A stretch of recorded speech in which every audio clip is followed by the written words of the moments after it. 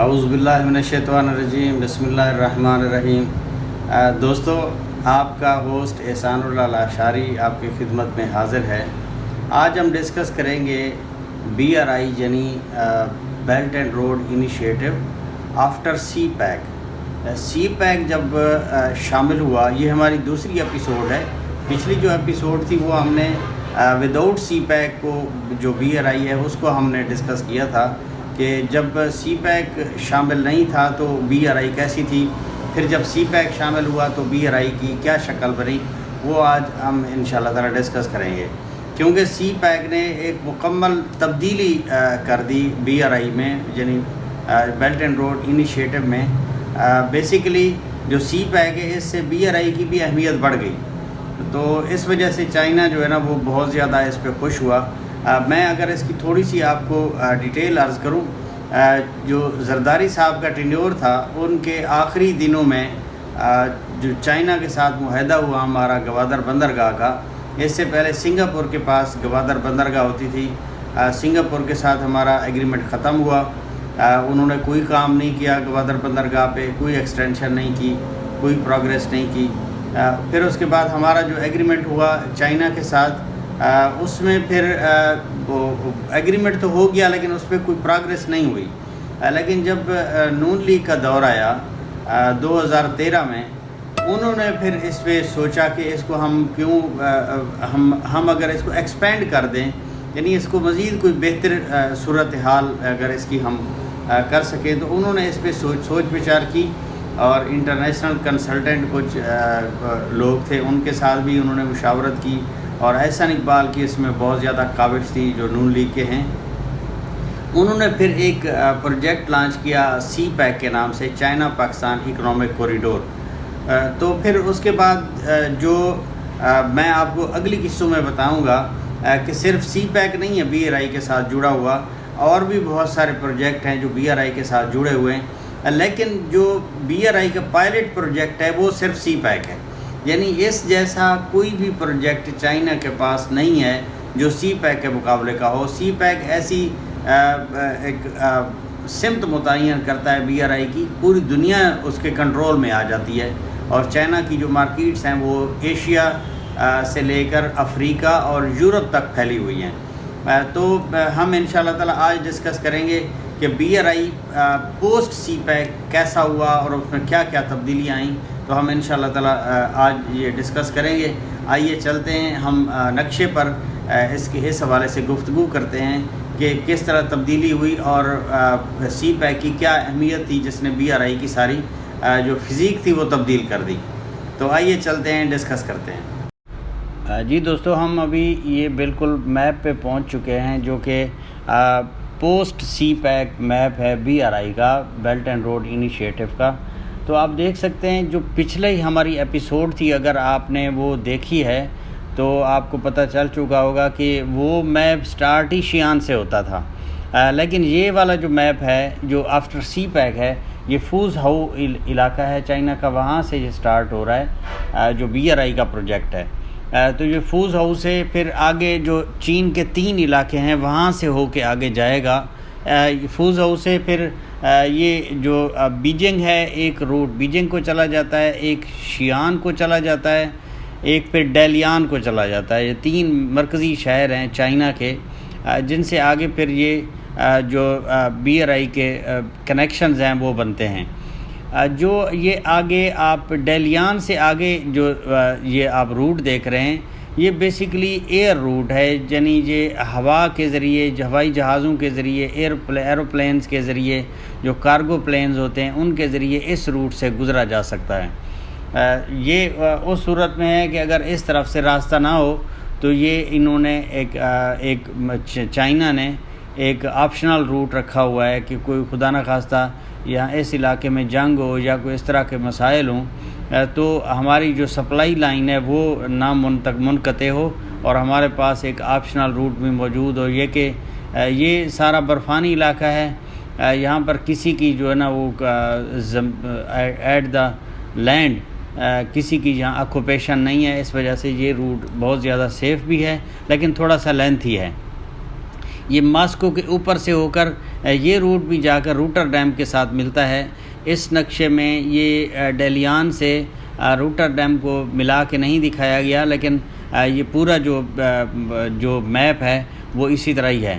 اور اگر ہم اگر اس کو دیکھیں فوزہو سے آگے جیسے یہ روٹ چلتا ہے، یہ آگے پھر تبدیل بھی ہوتا ہے، یعنی پھیلتا بھی جاتا ہے۔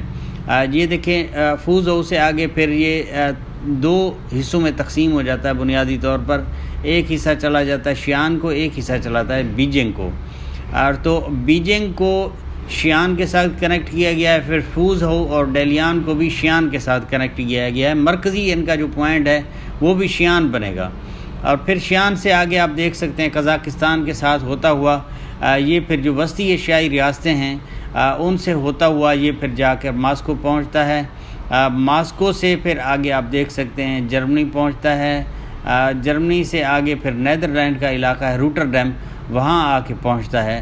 تو پھر اس کے جو آگے کنیکشنز ہیں یہ ایتھنز سے ہوتے ہوئے استنبول تک بھی جاتے ہیں، پھر استنبول سے ہوتے ہوئے آپ دیکھ سکتے ہیں یہ ایران اور جو وسطی ایشیائی ریاستیں ہیں یہاں سے ہوتے ہوئے پھر یہ شیان کو بھی پہنچتے ہیں۔ تو یعنی یہ ملٹیپل روٹس کا جو پلان ہے وہ دیا گیا ہے آفٹر سی پیک۔ پھر اگر ہم میری ٹائم کے علاقے کو دیکھتے ہیں تو میری ٹائم فوزہو سے یہ سٹارٹ ہو رہا ہے، پھر یہ آگے ہنوئی ویتنام کے دارالحکومت کو یہ کنیکٹ کرتا ہے، پھر اس کے بعد ویتنام کے بعد آپ کو سمجھ آ چکی ہوگی کہ ویتنام پہ چائنا کا کیا مسئلہ ہے اور امریکہ کا کیا مسئلہ ہے۔ بیسیکلی جو ہنوئی ہے وہ فوزہو کے بعد مین سینٹرل پوائنٹ ہے بیلٹ اینڈ روڈ انیشیٹو کا۔ پھر اس کے بعد آگے سنگاپور کو بھی یہ کنیکٹ کرتا ہے۔ آپ کو یاد ہوگا جو پچھلی ہماری ایپیسوڈ تھی اس میں سنگاپور کو کنیکشن نہیں ملا تھا، لیکن آپ دیکھ سکتے ہیں سنگاپور کو بھی اس میں کنیکشن دیا گیا۔ پھر لیکن مرکزی پوائنٹ ان کا جا کے بنتا ہے انڈونیشیا کے جکارتہ میں۔ پھر اس کے بعد یہ ہنوئی سے ہوتا ہوا جکارتہ سے پہلے پھر یہ کولکتہ کی طرف چلا جاتا ہے، اور کولکتہ کی طرف جاتے ہوئے یہ 2 قسم کا جو ہے نا اس کا سرا بنتا ہے، تکون بنتا ہے۔ ایک سرا تکون والا جو کولکتہ کو چلا جاتا ہے، پھر ایک کولمبو کو چلا جاتا ہے، اور پھر ان دونوں کو آپس میں ملا دیتا ہے۔ اور یہاں سے آپ کولمبو سے آپ دیکھ سکتے ہیں پھر آگے جو سینٹرل پوائنٹ ہے وہ گوادر ہے پاکستان کا۔ تو گوادر سے آپ دیکھ سکتے ہیں یہ جو اندر لائن جا رہی ہے یہ ایران، دبئی اور قطر کو جا کے کنیکٹ کرتی ہے، جو مین بندرگاہیں ہیں اس علاقے کی۔ تو پھر اس کے بعد آپ دیکھتے ہیں کہ پھر اگلا جو ان کو مین پوائنٹ ملتا ہے وہ جبوتی کے بجائے اب یہاں کینیا ہے۔ کینیا کا جو علاقہ ہے وہ ہے، یہ جبوتی بھی کینیا کا علاقہ ہے، لیکن دوسرا ایک انہوں نے ایڈ کر دیا اس کا نام ہے لامو۔ تو لامو کو بھی اس میں ایڈ کیا گیا ہے، لیکن اس میں جو میں سمجھتا ہوں مین پوائنٹ ہے وہ جبوتی ہی ہے۔ جبوتی سے پھر آپ دیکھ سکتے ہیں سوئز کینال کے ذریعے یہ سعودی عرب کو ٹچ کرتا ہوا آگے پھر یہ جا کے ترکی کے جو استنبول ہے اس کے قریب جا کے پڑتا ہے، اور یہ پھر آگے ترکی کو بھی کنیکٹ کر رہا ہے، لیکن مین اس کا جو ہب ہے وہ ایتھنز میں جا کے بنتا ہے۔ ایتھنز کے بعد آپ دیکھ سکتے ہیں وینس میں جا کے مین ان کا پوائنٹ بنتا ہے، اور اٹلی کے بعد پھر یہ روٹرڈیم پہ جا کے اختتام پذیر ہوتا ہے۔ تو یہ تھوڑا سا آپ سمجھ چکے ہوں گے کہ اس سے مزید ڈیپتھ میں ہے، مزید اس میں تبدیلیاں کی گئی ہیں، مزید اس میں جو ہے نا علاقے ایڈ کیے گئے ہیں سی پیک کے بعد، کیونکہ سی پیک کو جب ہم ڈسکس کریں گے آپ کو میں سمجھانے کی کوشش کروں گا کہ پوری دنیا کو بی آر آئی کے ذریعے کنیکٹ کر دیا گیا، لیکن اس کا جو ماسٹر پیس ہے وہ میں سمجھتا ہوں گوادر ہے۔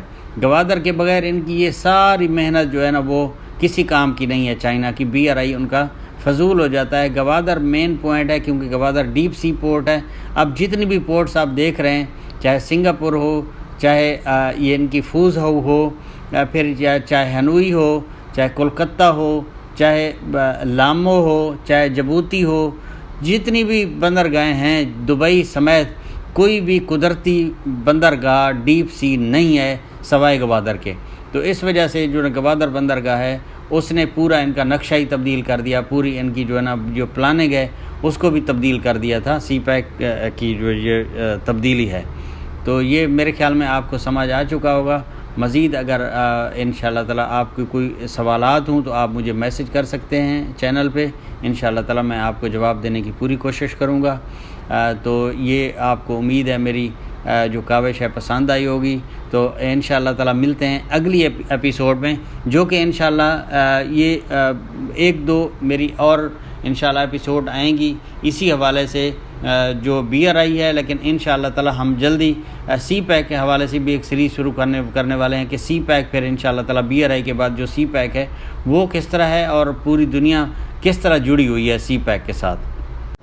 جی دوستو، اگر آپ کو میری یہ کاوش پسند آئی ہو تو آپ ضرور لائک فرمائیں، شیئر فرمائیں، میرے چینل کو سبسکرائب فرمائیں، بیل آئیکن کو لازم پریس فرما لیں تاکہ آنے والے وقت میں جو ہم گوادر کے حوالے سے ویڈیوز بنائیں وہ آپ کو آسانی سے ملتی رہیں۔